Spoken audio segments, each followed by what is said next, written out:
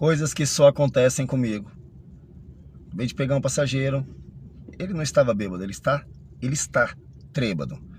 Eu não costumo filmar pessoa, não vou filmar esse, mas eu só quero que vocês escutem o ronco do indivíduo.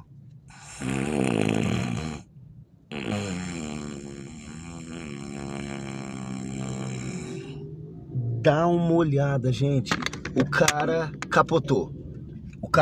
E pior que eu não sei, já tentei chamar ele, um monte de coisa, falta 2 minutos para ele descer. A corrida é em dinheiro, sei nem se ele tem dinheiro, mas vamos que vamos, né? Tentar fazer esse cabo acordar. Eu não sou obrigado.